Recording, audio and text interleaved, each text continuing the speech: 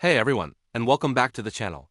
Today, we're taking a deep dive into a sprawling epic of the American Civil War, the 2003 film Gods and Generals. This movie is actually a prequel to the 1993 classic Gettysburg, and it focuses on the early years of the war, from 1861 to 1863.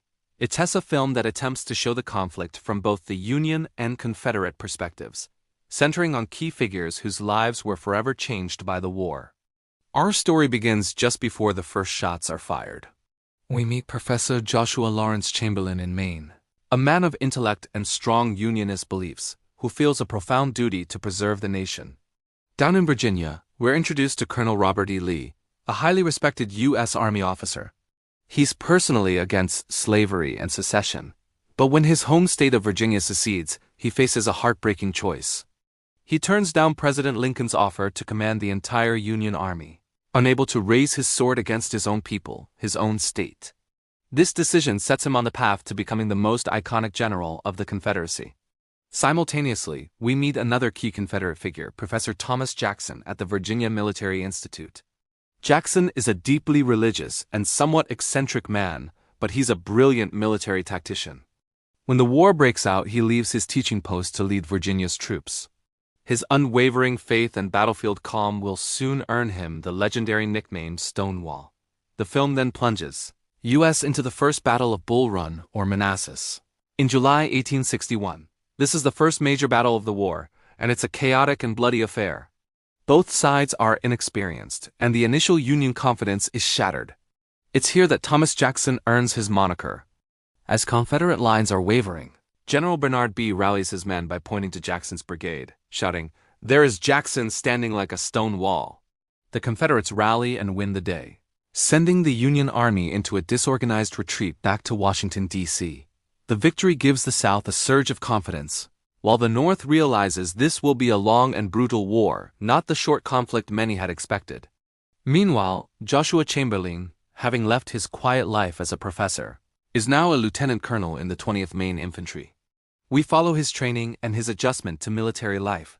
The film contrasts his intellectual, moral-driven purpose with the harsh realities of soldiering. He's learning to lead men, to instill discipline, and to prepare them for the horrors that lie ahead. This part of the story gives us a glimpse into the motivations of the common Union soldier fighting to preserve the United States.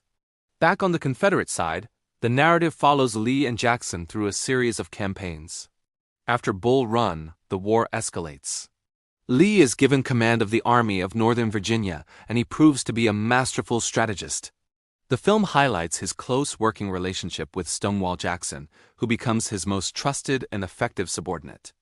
They are a formidable duo, often achieving victory against larger, better-equipped Union forces through audacious tactics and a deep understanding of their men and the terrain.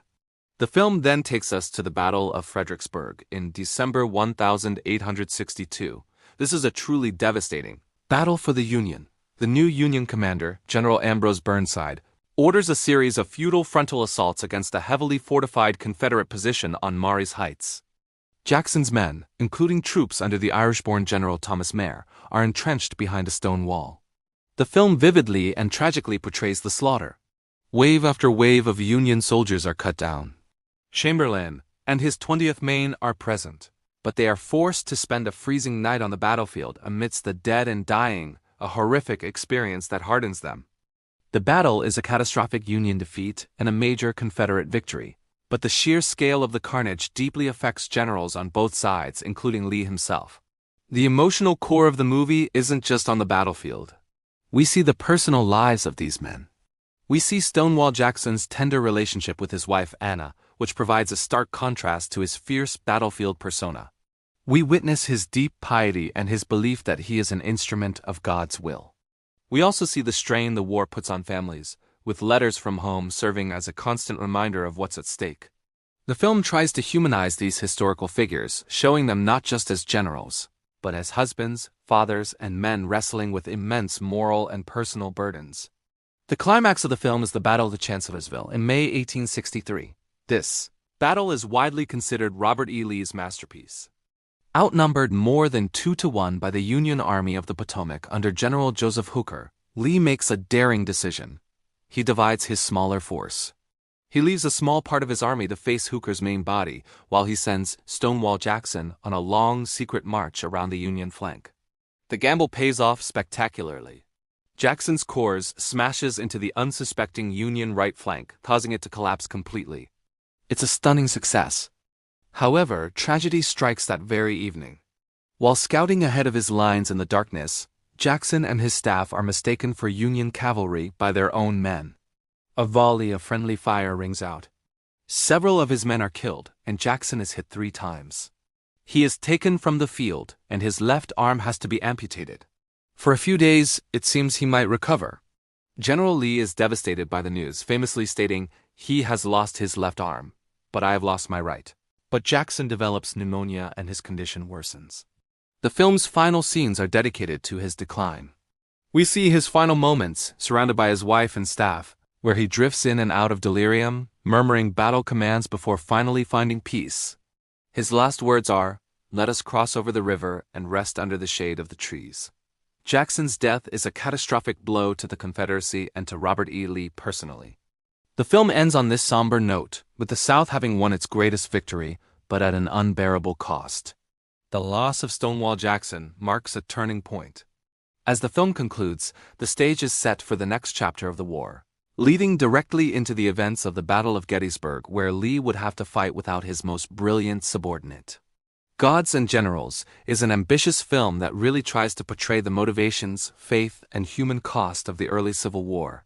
It's dense with historical detail and focuses heavily on the Confederate perspective, particularly on the deep religious convictions of men like Jackson and Lee. It shows the war not as a simple matter of good versus evil, but as a tragedy where men of principle fought and died for deeply held, conflicting beliefs. It's a long and dialogue-heavy movie, but for those interested in this period of history, it offers a powerful, if somber, look at the men who led the armies and the brutal opening acts of America's deadliest conflict. Thanks so much for watching this summary. If you enjoyed it, please hit that like button and don't forget to subscribe for more deep dives into historical films. Let me know in the comments what you think of Gods and Generals or what movie you'd like me to cover next. See you in the next video.